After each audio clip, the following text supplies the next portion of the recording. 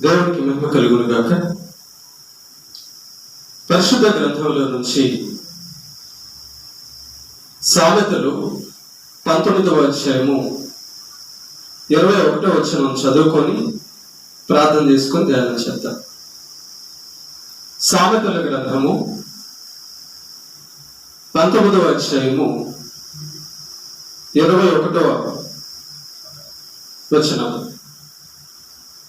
నరుని హృదయములో ఆలోచనలు అనేకములుగా పుట్టును, యెహోవా యొక్క తీర్మానమే స్థిరము. ప్రార్థన చేసుకొని వాగ్దానం చేద్దాం.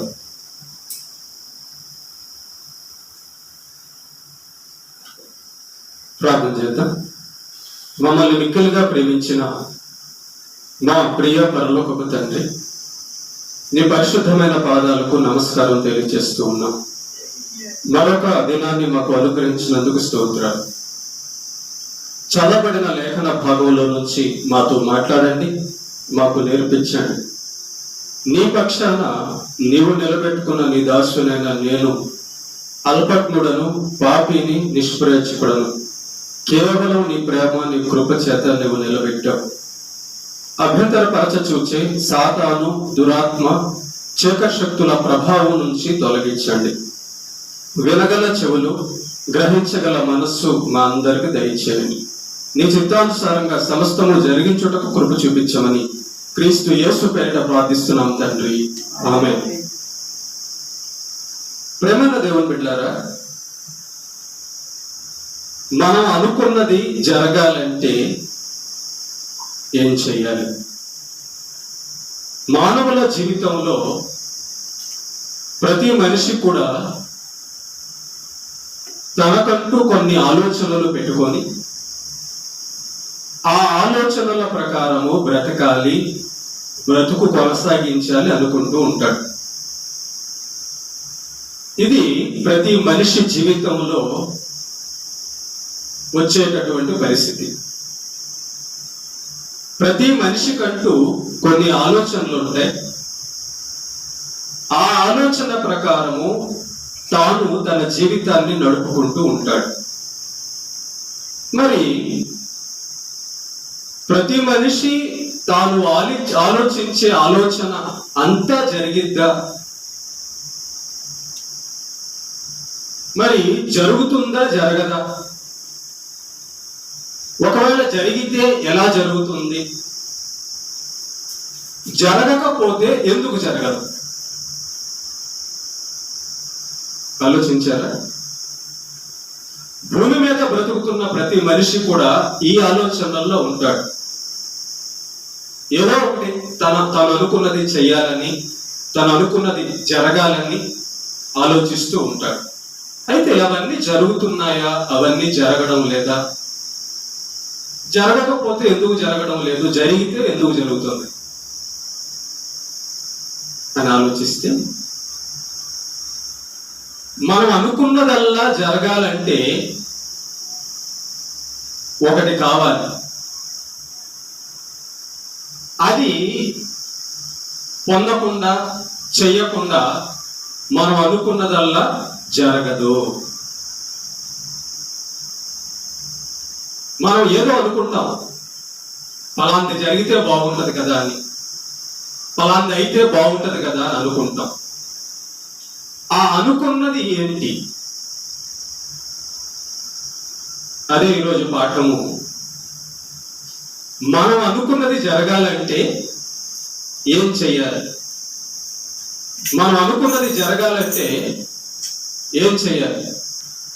మన ఆలోచనలు జరగాలంటే ఏం చెయ్యాలి? ప్రేమ దేవుని బిడ్డలారా, మనిషి ఒక విషయం ఆలోచిస్తే తాను అనుకున్నదల్లా జరుగుతుంది.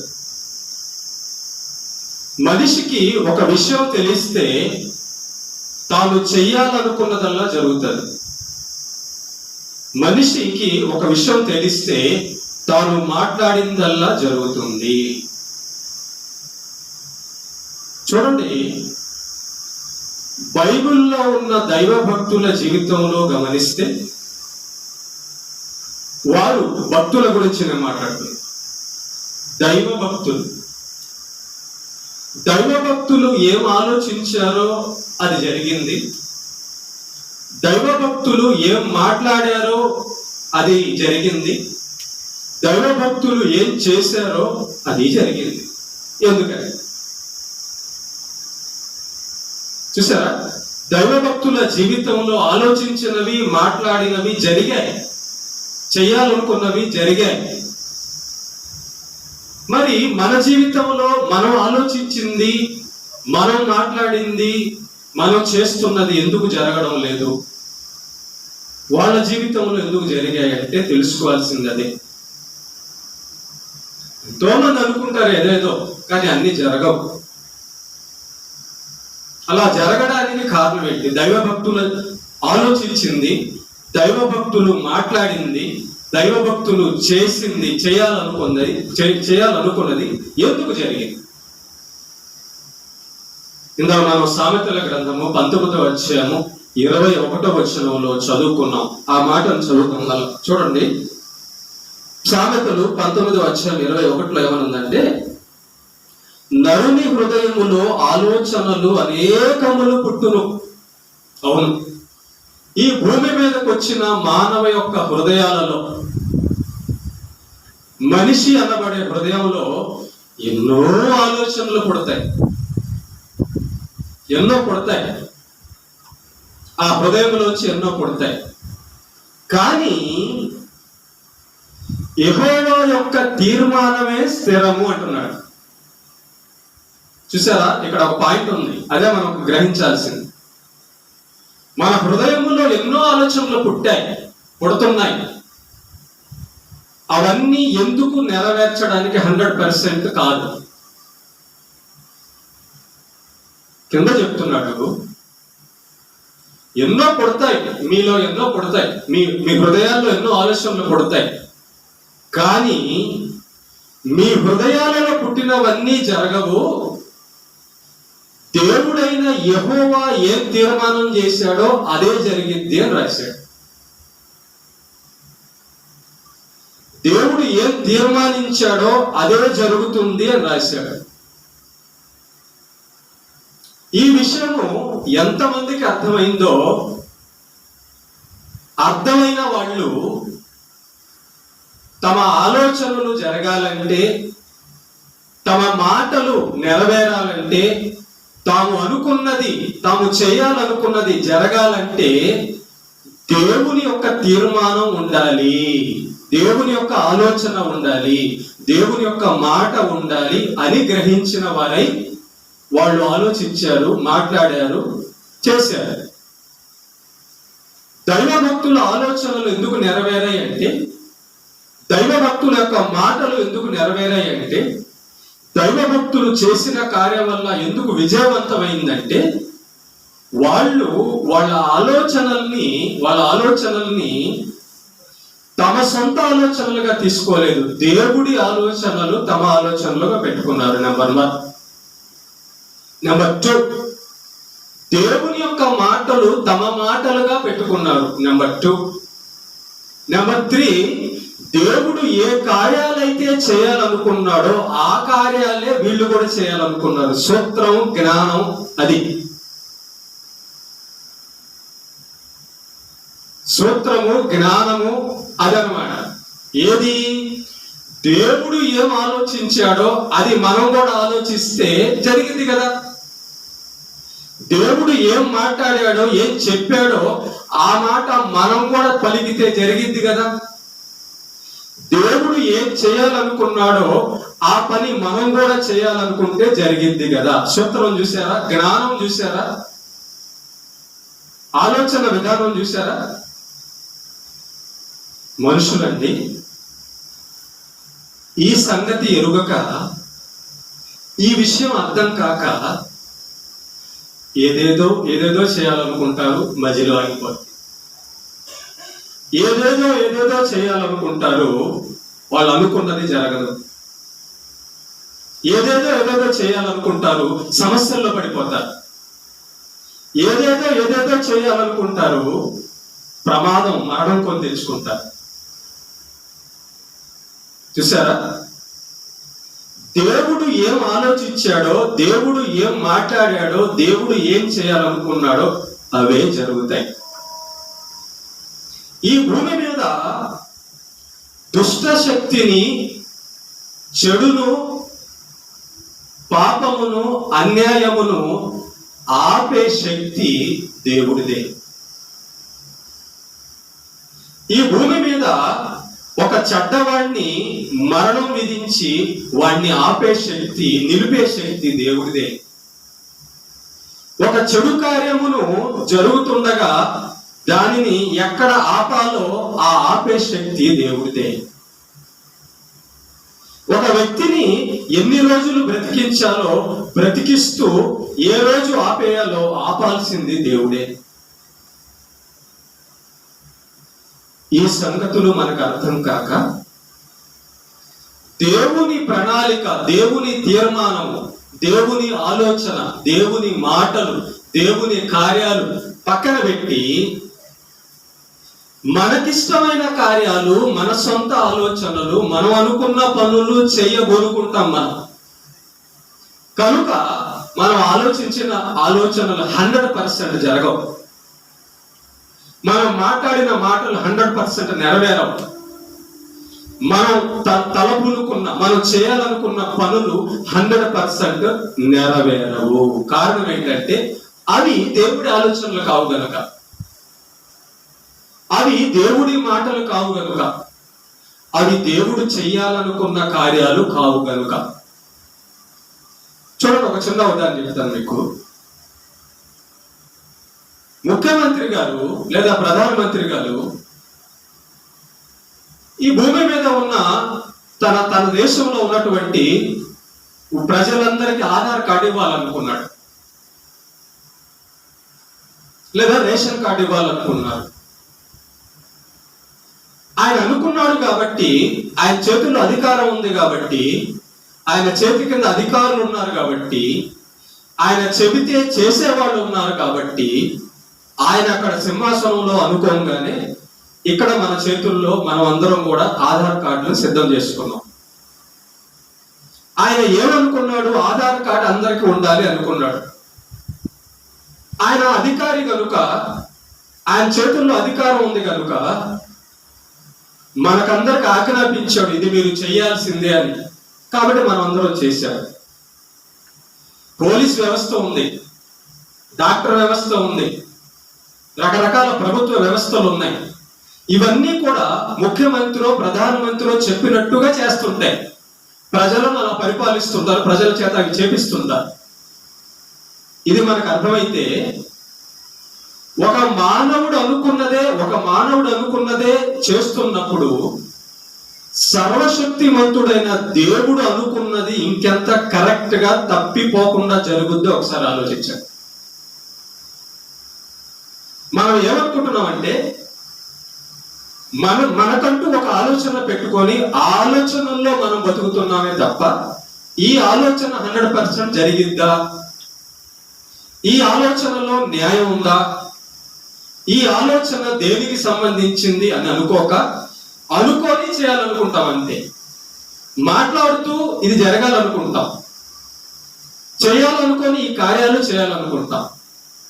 అందుకే మన జీవితాల్లో ప్రేమను దేవుని పెట్టారా, దేవుడి యొక్క ఆలోచనలు, దేవుడి యొక్క మాటలు, దేవుడి యొక్క కార్యాలు కాకుండా అవి వేరేవి అయితే అవి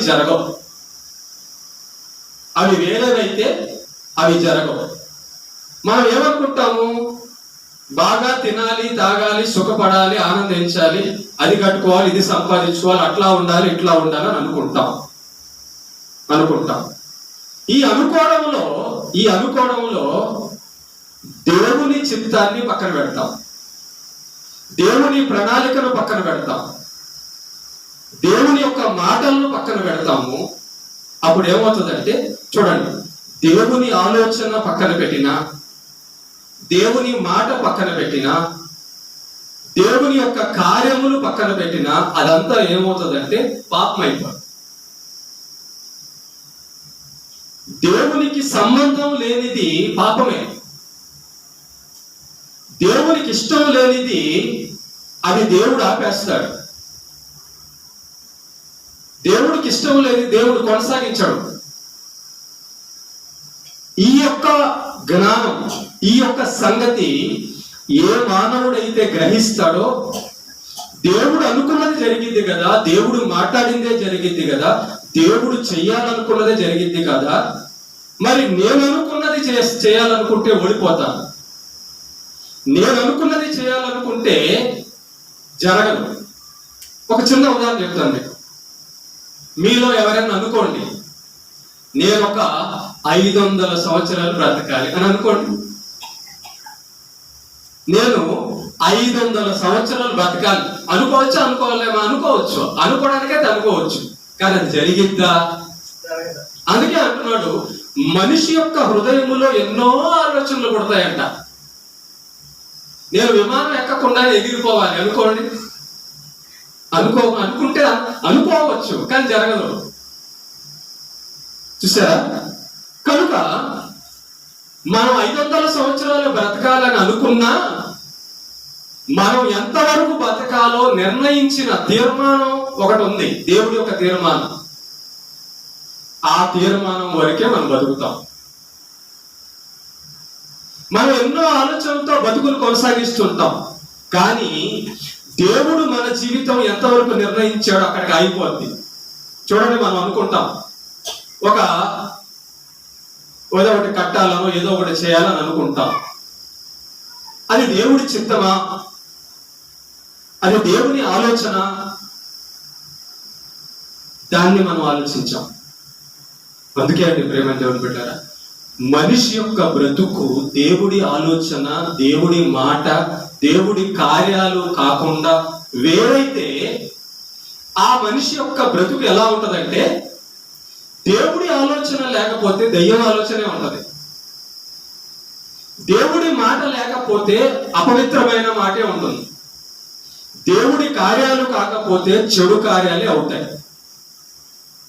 దేవుడి కార్యాలు దేవుడు అనుకున్నది కాకపోతే అది మనం అనుకున్నది అయిపోతుంది.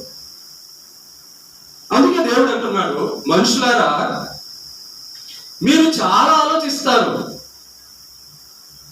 మీరు ఎన్నెన్నో ఆలోచిస్తారు, ఏదేదో ఆలోచిస్తారు. అయితే దేవుడు అంటున్నాడు, ఆయన అనుకున్నదే జరిగిద్దట. ఆయన ఏం చేయాలనుకున్నాడో అదే జరిగిద్దట. కీర్తనల గ్రంథంలో ఒక మాట, ఒక మంచి మాట ఉండదు, చూపిస్తాను చూడండి. కీర్తనల గ్రంథంలో 1వ అధ్యాయము, కీర్తనల గ్రంథము 1వ అధ్యాయములో ఒక మాట ఉంది. అదేంటంటే 1వ అధ్యాయము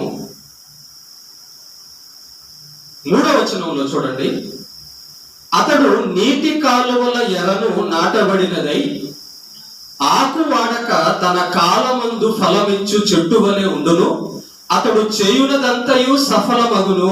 చూసారా? అతడు చేయునదంతయు సఫలమగును. ఎవరు చేసేదంతా విజయవంతం, సఫలం అవుతుంది. ఎవరు అనుకున్నదంతా జరిగిద్ది, ఎవరు మాట్లాడిందంతా జరిగిద్ది. కీర్తనకారుడు దావీదు రాస్తున్నాడు. దావీదు గారు దైవభక్తుడైన దావీదు దేవుని గురించి తెలుసుకున్నవాడై ఏం రాస్తున్నాడో తెలుసా? అతడు చేయునదంతయు సఫలమగును. ఎవరు దావీదు గారు? ఎవరు చేయాలనుకున్నదంతా జరిగిద్ది. ఎవరు చేయాలనుకున్నదంతా జరిగిద్ది అంటే ఫస్ట్ వచనం నుంచి చెప్తున్నాడు. ఇప్పుడు చూడండి, దుష్టుల ఆలోచన చొప్పున నడవక. ఈ లోకంలో దుష్టులు ఎవరు? మంచిది. మంచి ఎక్కడుంది? దుష్టత్వం అంటే ఏది? దాన్ని కనుగొన్నాడు. మంచి అంటే ఏది? దేవుని యొక్క మాట, దేవుని యొక్క గ్రంథం. దేవుడు మంచోడు. దుష్టుడు అంటే ఎవడు? దేవుడికి నచ్చని చెడు చేసేవాడు. ఎవరు చేసే కార్యాలంతా సఫలమవుతాయంటే, ఎవరు అనుకున్నదంతా జరిగిద్దంటే చెప్తున్నాడు దావీదు గారు. దేవుడు దావీదు ద్వారా రాపిచ్చాడు సూత్రం. దావీదు దేవుని యొక్క సూత్రం కనుగొన్నాడు. దేవుడు అనుకున్నది కదా జరిగిద్ది అని రాస్తున్నాడు. దుష్టుల ఆలోచన చొప్పున నడవక, ఎవరైతే దుష్టుల ఆలోచన చొప్పున చేయకుండా ఉంటారో వాళ్ళు దేవుడి ఆలోచన చొప్పున చేసేవాళ్ళు. సాతాను ఆలోచన చొప్పున చెయ్యని వాడు దేవుని ఆలోచన చొప్పున చేసేవాడే. కాబట్టి దేవుడి ఆలోచన చొప్పున చేసేవాడి కార్యాలు జరుగుతాయి కదా. ఎవరి కార్యాలు ఆపబడతాయి, ఎవరి కార్యాలు దేవుడు ఆపేస్తాడు? దుష్టుల కార్యాలు ఆపేస్తాడు ఒక రోజుకి. కానీ నీతిమంతుల కార్యాలు దేవుడు ఆపడు కదా. తాను ఏ నీతి అయితే జరిగించాలనుకున్నాడు దేవుడు, తాను అనుకున్న కార్యం తాను ఆపేశాడు కదా. కనుక సూత్రం, దుష్టుల ఆలోచన చొప్పున నడవకుండా దేవుడి ఆలోచన చొప్పున నడిచే వారి కార్యాలు జరుగుతాయి. తర్వాత పాపుల మార్గమున నిలువక, ఎవరైతే చెడుదారుల్లో వెళ్తుంటారో ఆ చెడుదారులలో వెళ్ళకపోతే మంచి దారిలో వెళ్తున్నట్టే. చెడు దారిలో వెళ్ళని వాడు ఏ దారిలో వెళ్తున్నట్టు? మంచి దారిలో వెళ్తున్నట్టు. మంచి దారిలో వెళ్ళేవాడిని దేవుడు శిక్షిస్తాడా, సహాయం చేస్తాడా? సహాయం చేస్తాడు. చూసారా, పాపుల మార్గమున నిలువక ఉండేవాడి కార్యాలన్నీ జరుగుతాయి. ఒకడెవరికైనా పేదవాళ్ళకి ఎవరైనా ఆహారం పెట్టాలని అనుకుంటున్నాడు అనుకో, వాడి కార్యాలు దేవుడు ఆపేస్తాడా? ఆపడు. ఎవరైనా దేవుని మందిరానికి వెళ్ళాలనుకుంటున్నాడు అనుకో, మార్గము దేవుని మందిరానికి వెళ్ళాలనుకుంటుంటే వచ్చేస్తావు. చూడండి, ఇక్కడ ఒక చిన్న మంచి విషయం చెప్తాను.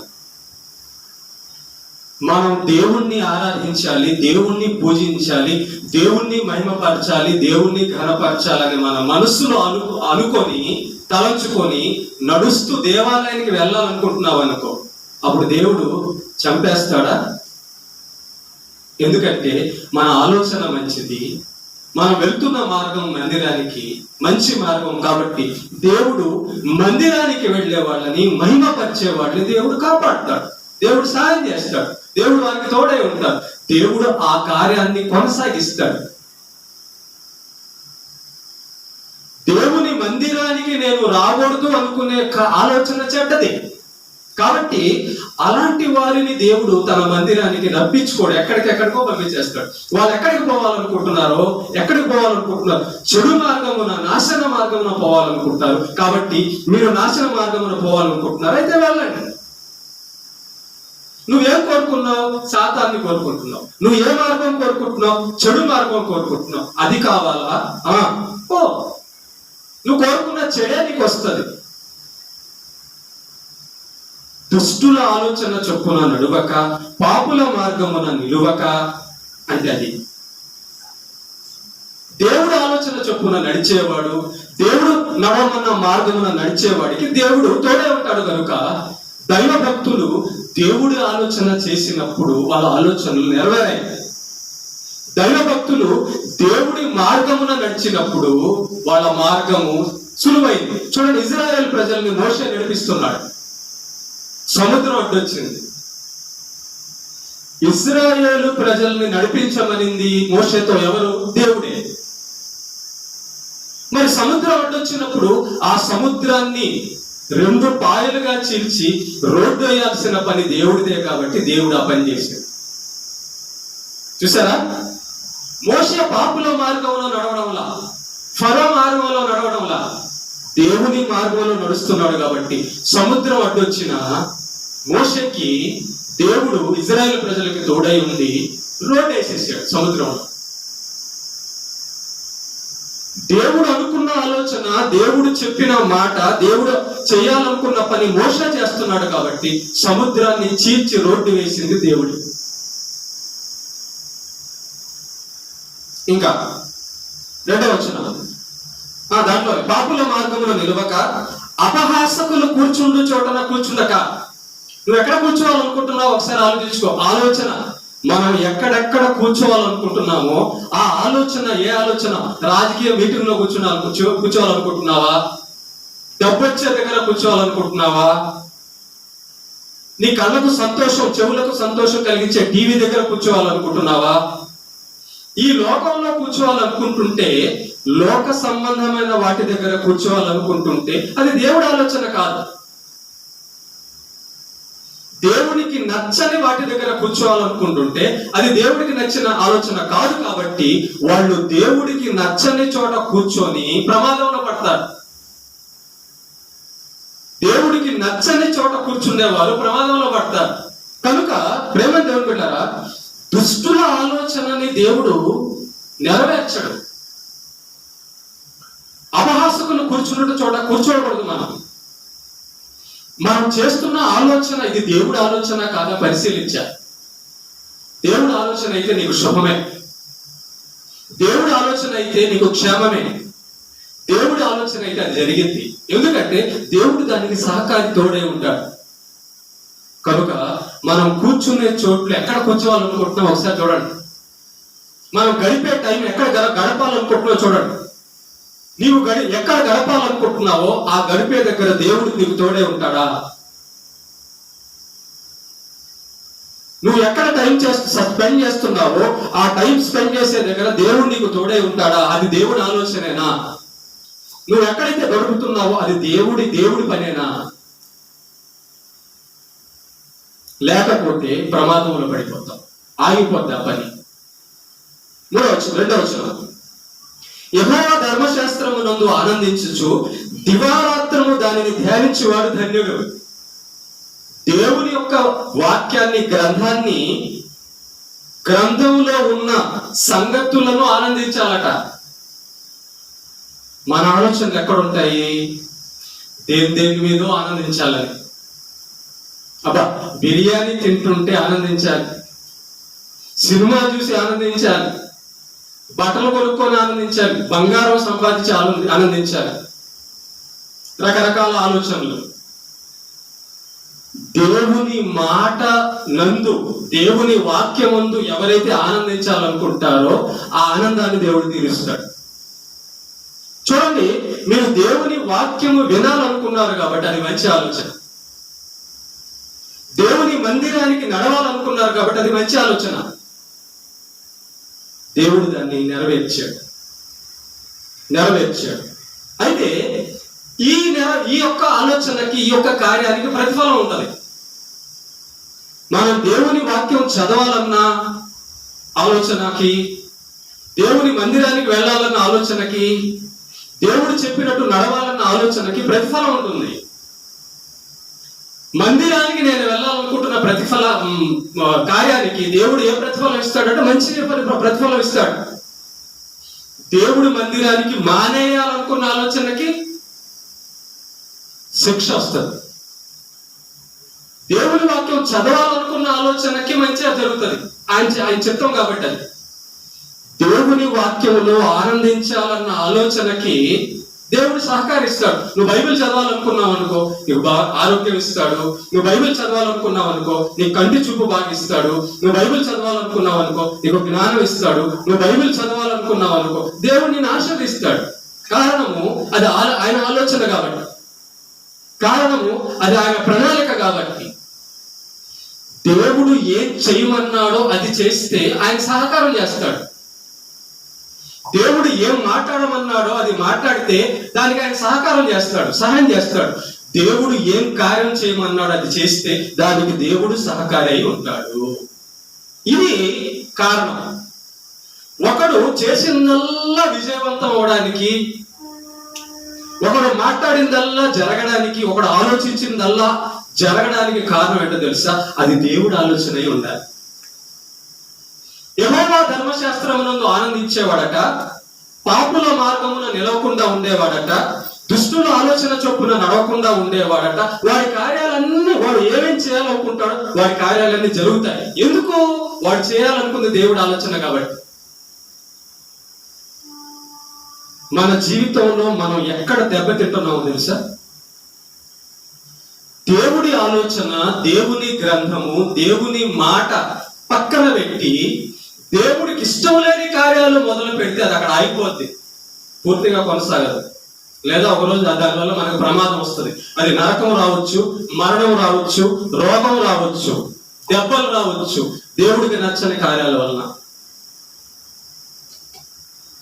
ఎవరు చేసేదంతా సఫలమవుతుందంటే దేవుడు ఏం చెప్పాడో ఆ చెప్పిన దాన్ని పట్టుకోవాలి. ఇంతకీ దేవుడు చేయాలనుకున్న కార్యాలు, దేవుడు మాట్లాడిన మాటలు, దేవుడు ఆలోచించిన ఆలోచనలు ఎక్కడున్నాయమ్మా? బైబిల్లో ఉన్నాయి. దేవుని ప్రణాళిక అంతా బైబిల్లో ఉంది. ఎఫెసీకి పత్రిక చూడండి ఒకసారి. ఎఫెసీలు రాసిన పత్రిక 1వ అధ్యాయం 10వ వచనం. ఎఫెసీ పత్రిక 1వ అధ్యాయము 10వ వచనం.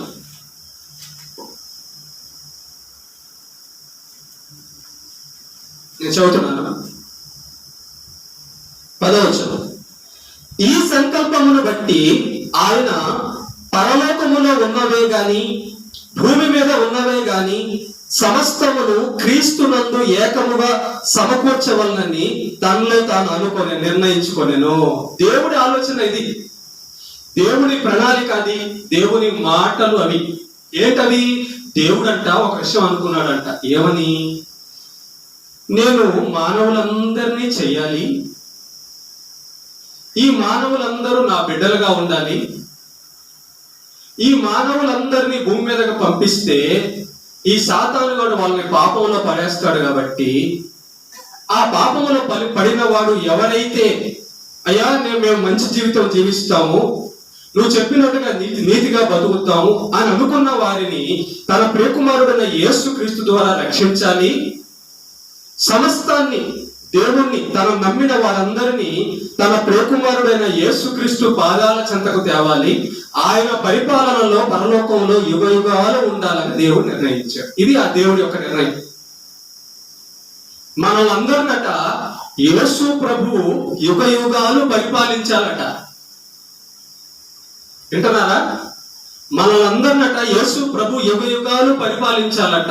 ఆయన పాదాల కింద ఆయన రారాజుగా మనల్ందరినీ పరిపాలించాలట. ఇది దేవుడి ప్రణాళిక. ఇది ఎక్కడుంది? బైబిల్లో ఉంది. ఈ దేవుని ప్రణాళిక, దేవుడి ఆలోచన, దేవుడి కార్యాల ప్రకారమే భూమి మీద జరుగుతుందా లేదా ఒకసారి చూడండి. జరుగుతుంది. కన్యక గర్భంలో యేసు ప్రభువుని పుట్టించా, తన ప్రియకుమారుని అనుకున్నాడు, పుట్టించాడు. 2000 సంవత్సరాల క్రితం తను యేసు ప్రభువుని పంపించాలనుకున్నాడు, పంపించాడు. శిలువ ద్వారా మనుషుల యొక్క పాపాలన్నీ తొడవాలనుకున్నాడు, శిలువలో పంపించాడు. ఆయన్ని సజీవుడిగా లేపాలనుకున్నాడు, లేపాడు. మరణాన్ని గెలిచేలా, జయించేలా చేశాడు, జీవమిత్తో లేపాడు. యేసు ప్రభుకి భూమి మీద ఎనలేని కీర్తి, ఎనలేని పేరు రావాలి అనుకున్నాడు దేవుడు. పేరు అలాగే వచ్చింది యేసు ప్రభుకి. ఈ భూమి మీద అందరికంటే ఎక్కువ పేరు, ఘనత ఎవరికంటే యేసు ప్రభుకే ఉంది. కోటాను కోట్ల మంది యేసు ప్రభువుని స్తుతిస్తున్నారు. యేసు ప్రభు నామము భూమి ఆ చివరి నుంచి ఈ చివరి వరకు వెళ్ళింది. చూసారా?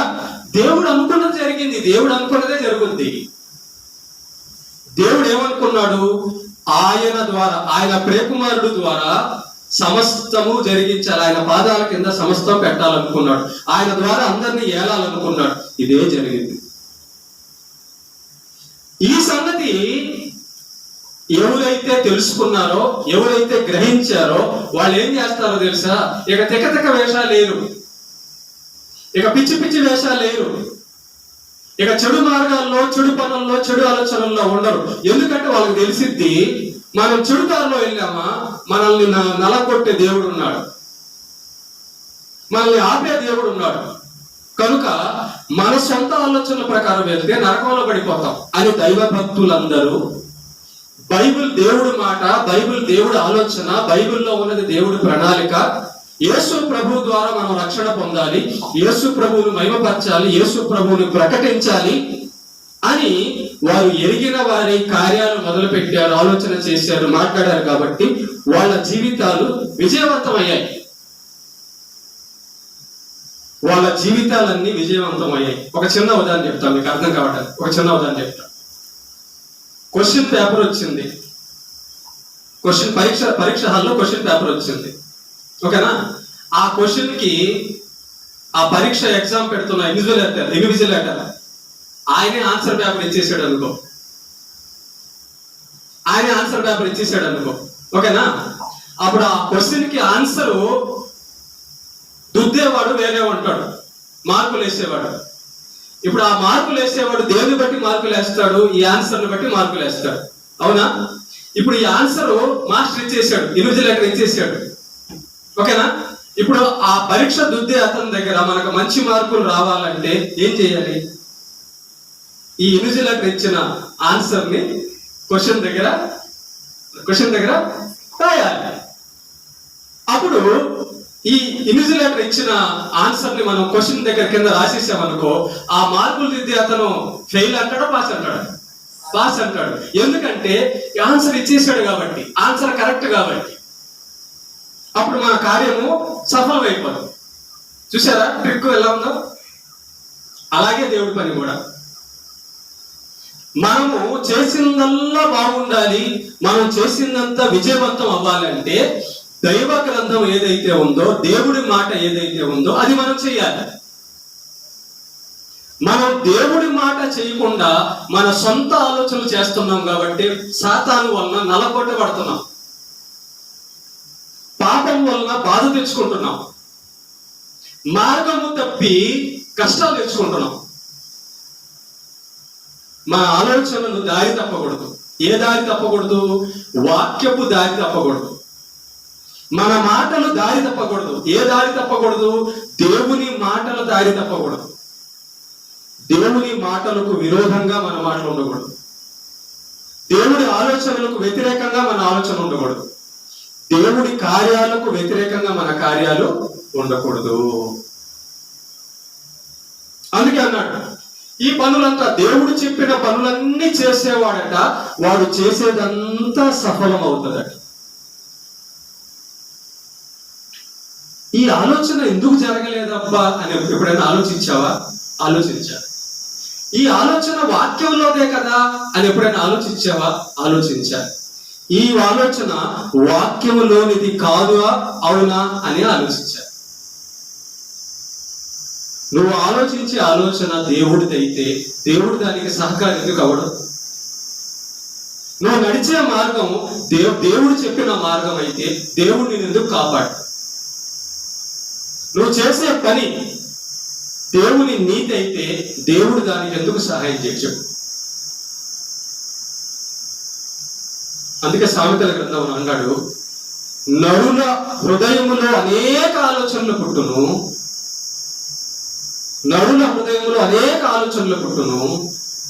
దేవుడు ఏం చేయాలనుకున్నాడో అవే జరుగుతాయి.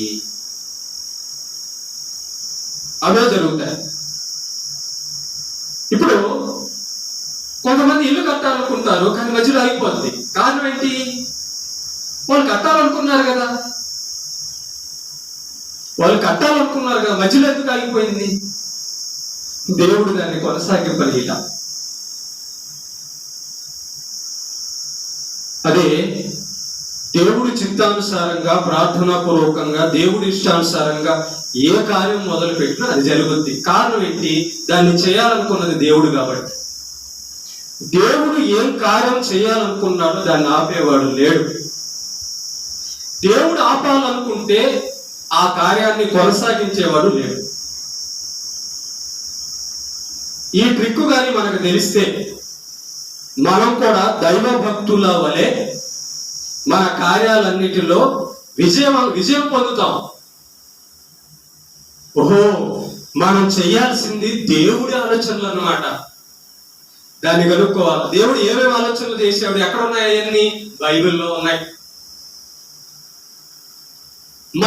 మనం చెప్పిన మాటల్లో జరగాలంటే అది దేవుడి మాట అయి ఉండాలి. దేవుడి మాటలు ఎక్కడ ఉన్నాయి? బైబిల్లో ఉన్నాయి. మనం దేవుడి మాటలు మాట్లాడామనుకో ఆయన నెరవేరుస్తాడు. దేవుడు చేయాలనుకున్న కార్యాలన్నీ ఎక్కడ ఉన్నాయి? బైబిల్లో ఉన్నాయి. దేవుడు బైబిల్లో ఏమేమి కార్యాలు చేయాలనుకున్నాడో అవన్నీ మనం చేస్తున్నాం అనుకో నెరవేరుతాయి. దేవుడు మనల్ని ప్రార్థన చేయమన్నాడు. ప్రార్థన చేసే వాళ్ళని నరకానికి పంపిస్తాడా? పంపించడు. బైబిల్ చదవమన్నాడు దేవుడు మనల్ని. బైబిల్ చదివేవాడిని ఆయన నరకానికి నాశనం చేసి నరకానికి పంపిస్తాడా? పంపించడు.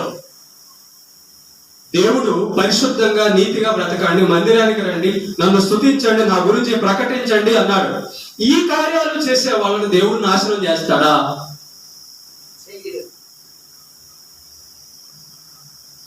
ఎవరు దెబ్బతింటారంటే సొంత ఆలోచనలు చేసేవాడు.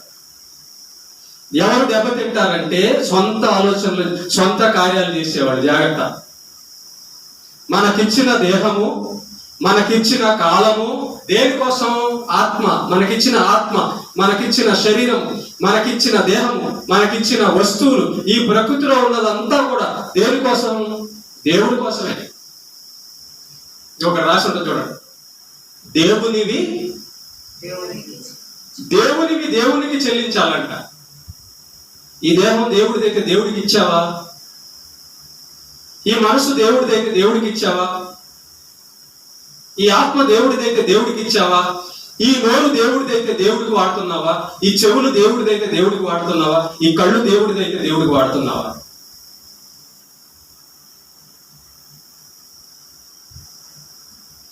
ఓకేనా? కనుక మనం అనుకున్నది జరగాలంటే దేవుడు అనుకున్నది మనం అనుకోవాలి. చెప్పండి. మనం అనుకున్నది జరగాలంటే దేవుడు అనుకున్నది మనం అనుకోవాలి. దేవుడు ఏమనుకున్నాడు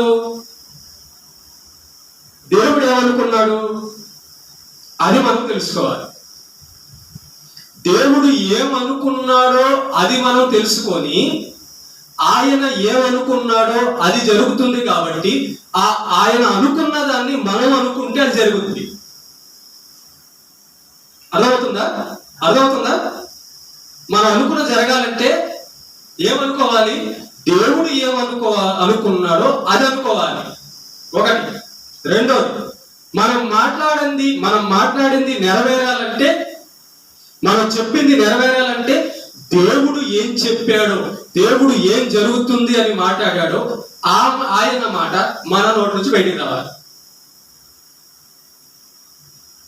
ఆయన మాట మన హృదయం లోపల ఉంచుకొని నింపుకొని ఆయన ఏం మాట్లాడాడో అది మనం మాట్లాడితే నెరవేరిపోతుంది. ఇది మూడవది. దేవుడు బైబిల్లో ఏం కార్యాలు చేయాలని రాయించాడో ఆ కార్యాలు మనం ప్రారంభిస్తే, యేసు ప్రభు గురించి చెప్పాలని ప్రారంభించామనుకో, బైబిల్ చదవాలని ప్రారంభించామనుకో, వినాలని ప్రారంభించామనుకో, కార్యాలు అనేక ఆత్మలకు సువార్త చేయాలని ప్రారంభించామనుకో, ప్రార్థన పరురాలుగా అవ్వాలనుకున్నావనుకో, పరలోకానికి పవిత్రురాలుగా సిద్ధపడాలనుకున్నావనుకో, ఈ కార్యాలన్నీ జరుగుతాయా? జరగవా? 100%. ఎందుకని? ఇవన్నీ ఎవరు అనుకున్న కార్యాలు? దేవుడు అనుకున్న కార్యాలు.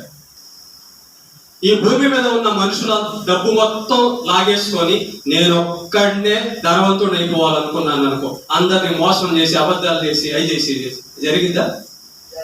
ఎందుకంటే కొట్టేవాడు ఉన్నాడు పైన. ఎవరున్నారు? అందుకే మన ముందు రాజులు పోయారు. ఎవరు పోయారమ్మా? రాజులు కోటలు కట్టి సైన్యాలు సంపాదించుకొని, గుర్రాలు, ఏనుగులు, వేల మంది భార్యలు, వేల కత్తులు, డాళ్ళు, వస్తువులంతా సంపాదించుకున్న రాజులు మట్టిలో కలిసారు. చూసారా? కనుక ప్రేమ దేవుని బిడ్డలారా, మనం అనుకున్నది ఏమనుకోవాలి అంటే దేవుడు అనుకున్నది మనం అనుకోవాలి. దేవుడు అనుకున్నది మనం అనుకుంటేనే అది జరిగింది. దేవుడు అనుకోనిది మనం అనుకున్నాం అనుకో, జరగదు. ఒకవేళ దేవుడు దాన్ని కొనసాగించడానికి వదిలేసిన ఒకరోజు ఆపేస్తాడు దాన్ని. అది అంతవరకు ఆగిపోద్ది, అంతే. ఏదో ఒకరోజు ఆగిపోద్ది. చూడండి, యేసు ప్రభువు తన రెండవ రాకడ వరకు ఈ భూమి మీద తన గురించి అందరూ వినాలి అనుకున్నాడు. మార్కు సువార్తలో ఉంటుంది ఆ మాట. సర్వ సృష్టికి వెళ్ళి సర్వ సృష్టికి సువార్తను ప్రకటించండి అన్నాడు యేసు ప్రభు శిష్యులతో. చూసారా, జరిగిందా? అది జరిగింది, జరుగుతుంది. ఎందుకు జరుగుతుంది? దేవుడు నిర్ణయించాడు కాబట్టి. 3 విషయాలు మీకు నేను చెప్పాను. నీ ఆలోచన దేవుడి ఆలోచన కాదా? నీ మాటలు దేవుని మాటల్లోనివా కాదా? నువ్వు చేయాలనుకున్న కార్యాలు దేవుడు చేయాలనుకున్న కార్యాలా కాదా? దీన్ని బట్టే మనకు ఆశీర్వాదమా నాశనమా ఉంటుంది. మనం దేవుడికి నచ్చని కార్యాలు చేస్తూ ఉన్నాం అనుకో, చూస్తాడు మారుతావా లేదా అని 2 దెబ్బలు కొట్టి చూస్తాడు. ఇంకా ఎన్ని దెబ్బలు కొట్టినా వాడు కానీ మారడానికి ఇష్టపడడం లేదనుకో, తీసేస్తాడు. ఎందుకు? ప్రాణం ఆయన చేతుల్లో ఉంది, అధికారం ఆయన కాబట్టి, సృష్టికర్త ఆయన కాబట్టి, కాలం ఆయన చేతుల్లో ఉంది, సమస్తం అధికారం ఆయన కాబట్టి. అదే ఆయన చెప్పినట్టుగా మనం బతుకుతూ ఉన్నాం అనుకో, కష్టం వచ్చినా నష్టం వచ్చినా, ఊబిలో పడినా, సింహాల బోన్లో పడినా, అగ్నిగుండంలో పడినా కాపాడతాడు ఆయన కాపాడతాడు. తన భక్తులను కాపాడతాడు ఆయన, తన బిడ్డలను కాపాడతాడు ఆయన. స్తోత్రం. ఇదే ప్రేమ దేవుని బిడ్డ. మనం ఎప్పుడు కూడా మన మనస్సుకి అవకాశం ఇవ్వకూడదు, సొంత ఆలోచనలకు అవకాశం ఇవ్వకూడదు. మన మనస్సు నిండా దేవుని యొక్క కార్యాలు నింపుకోవాలి. మన ఆలోచనలన్నీ దేవుడి ఆలోచనలై ఉండాలి, మన మాటలన్నీ దేవుడి మాటలై ఉండాలి. అప్పుడు ఏం జరుగుతుందంటే మన ఆలోచనలకి, మన మాటలకి, మన కార్యాలకి విజయం వస్తుంది. జయము దేవుడే జయాన్ని ఇస్తాడు. మనం ఎక్కడ దెబ్బతింటున్నామంటే ఈ శరీరాన్ని చూసుకొని దీన్ని సంతోష పెట్టాలి, దీనికి ఆనందం ఇచ్చాలి అని చెప్పని పక్కదారులన్నీ తొక్కి దేవుడి చేతిలో దెబ్బతింటాం. ఈ శరీరం ఆయనదే కదా, ఆయనదే. ఆయనకు ఉపయోగపడాల్సిన ఈ శరీరము పక్కదారిలో పోతుంటే 4 వేసి తంటాడు, కొడతాడు కదా.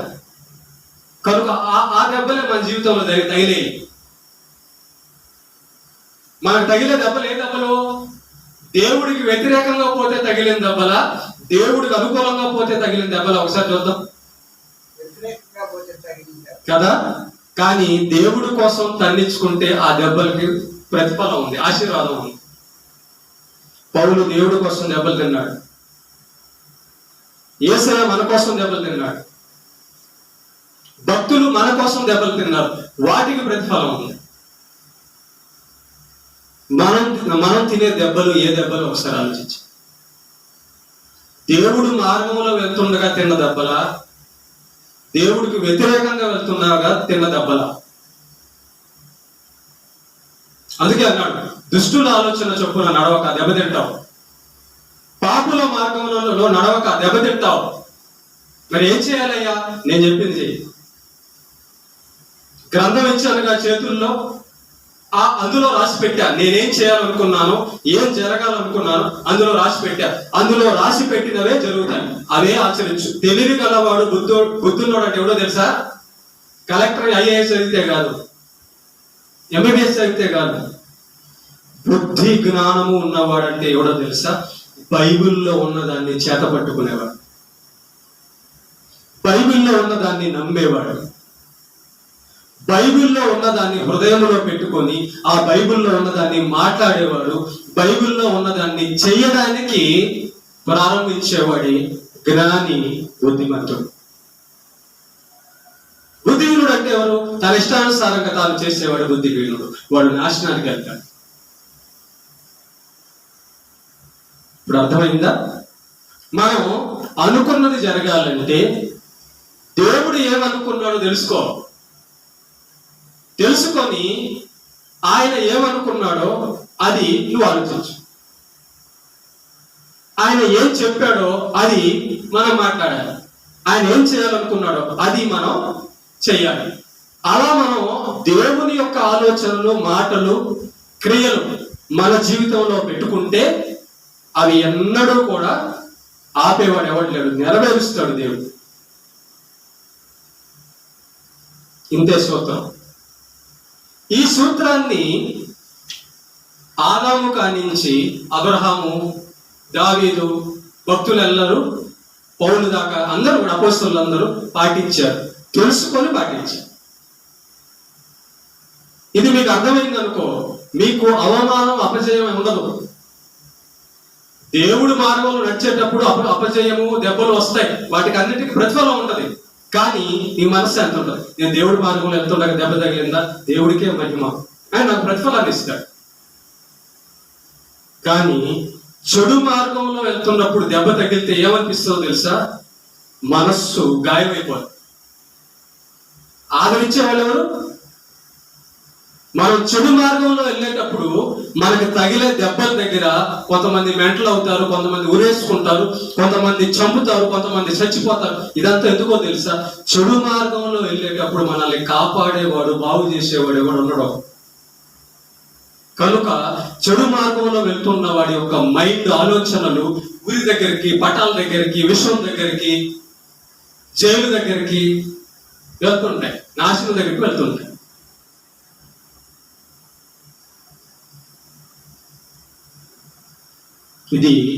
ఇది జ్ఞానము. జ్ఞానము. దేవా, నువ్వు అనుకున్నది జరగదు కాబట్టి నువ్వు అనుకున్నది నేను అనుకుంటా. దేవా, నీ మాటలు నెరవేరుతాయి కాబట్టి నువ్వు ఏ మాటలైతే పలికావో అవి నా నోట పలుకుతా. దేవా, నువ్వు ఏ కార్యాలైతే జరగాలని నిర్ణయించావో అవి జరుగుతాయి కాబట్టి ఆ కార్యాలు నేను చేస్తా.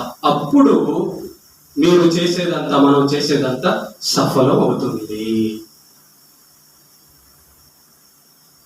చూసారా సాతాను ఎలా దెబ్బ కొడుతున్నాడో? దేవుడి ఆలోచనలు తెలియనికుండా, దేవుడి కార్యాలు మనం చేస్తే మనకు ఆశీర్వాదం వస్తుందని వాడు ఏం చేశాడంటే మనల్ని దారి తప్పిస్తుంటాడు. మనం చెడు మార్గాల్లో, ఈ శరీర దురాశల్లో మనల్ని పడేస్తుంటాడు. దానివల్ల మనకేమొస్తుంది? దెబ్బలు వస్తాయి దేవుడి దగ్గర నుంచి. మనకేమొస్తుంది? శాపం వస్తుంది దేవుడి దగ్గర నుంచి.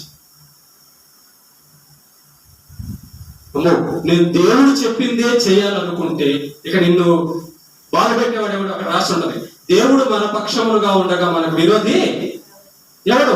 నువ్వు దేవుడు చెప్పినట్టు నడుచుకుంటున్నావు అనుకో, నిన్ను ఆపేవాడు ఎవడు? నిన్ను నాశనం చేసేవాడు ఎవడు? నువ్వు దేవుడు చెప్పినట్టుగా నడుచుకునేటప్పుడు నిన్ను నరకానికి పంపించగలిగిన వాడు ఎవడో? ఎవడో ఉన్నాడు. ఈ సూత్రం మనకు తెలియకుండా మన సొంత ఆలోచనలు ఏదేదో చేస్తుంటాం. దెబ్బ తగిలింది, మళ్ళా ఆ దెబ్బ తగిలిన చోట దేవునికి వ్యతిరేకంగా అనుకోవడం. అసలు ఆలోచిస్తావా? ఇప్పుడైనా ఆలోచించు. కనీసం ఈ వాక్యం విన్న తర్వాత అయినా ఆలోచించు. ఎవరి ఆలోచనలు జరుగుతాయి? దేవుడి ఆలోచనలు జరుగుతాయి. ఎవరి మాటలు నెరవేరుతాయి? దేవుడి మాటలు నెరవేరుతాయి. ఎవడు చెప్పింది ఎవడు చేయాలనుకున్నది జరుగుతుంది అంటే దేవుడు చేయాలనుకున్నది జరుగుతుంది. ఇది నీకు అర్థం కావాలి కదా. బలవంతుడు దేవుడు, శక్తిమంతుడు దేవుడు, బతికిచ్చేవాడు దేవుడు, నడిపించేవాడు దేవుడు. ఆయన్ని పక్కన పెట్టి నేను ఎటటో పోతా, ఎటటో చేస్తానంటే ఆగరా అంటాడు. అక్కడ ఆగు అంటాడు. ఆపేవాడు ఉన్నాడు కాబట్టి. అందుకే చెలరేగిపోతున్న దుర్మార్గులను చూసినప్పుడు వాళ్ళు హఠాత్తుగా నాశనమైపోతున్నారు. ఒకడు తన ఇష్టానుసారంగా ప్రవర్తిస్తూ దుర్మార్గంగా ప్రవర్తిస్తున్నప్పుడు ఒక రోజున దేవుడు వాడికి మరణం విధించి వాడి దుర్మార్గపు కార్యాలన్నీ ఆపేస్తాడు. ఇది దేవుడు చేసేటటువంటి కార్యం. సరే, దుర్మార్గుణ్ణి దేవుడు నాశనం చేసి నరకానికి పంపిస్తాడు. తన మాటల ప్రకారం బతికేవాడిని దేవుడు రక్షించి పరలోకానికి తీసుకెళ్తాడు. దుర్మార్గుడికి దిక్కు లేదు, దైవ భక్తుడికి ఆధారము ఉంది. మనం దేవుడి మీద ఆధారపడినప్పుడు ఆయన మనకు ఆధారంగా ఉంటాడు. మనం దేవుని మాటను తీసుకున్నప్పుడు ఆయన మన మాటను సక్సెస్ చేసేవాడుగా ఉంటాడు. మనం దేవుడి కార్యాలు మొదలు పెట్టినప్పుడు మనము మన కార్యాల్లో ఆయన విజయం అందిస్తాం. స్తోత్రం. ఇంతే, అంతే కదా, అంతే. ఇలా గాని ఈ జీవితంలోకి మనం రాగలిగితే, ఇలాంటి ఆలోచనల్లోకి రాగలిగితే, ఇలాంటి మాటల్లోకి, ఇలాంటి కార్యాల్లోకి రాగలిగితే నువ్వు జ్ఞానివే. ఇక దెబ్బలు తగలవు. ఇక నీకు తోడు దేవుడై ఉంటాడు. దేవుడితో నడుద్దాం, దేవుడికి జీవితం అర్పిద్దాం, దేవుడి కోసం బతుకుదాం. ఎందుకంటే నరుల ఆలోచనలు అనేకములు పుడతాయి, దేవుని యొక్క తీర్మానమే స్థిరము.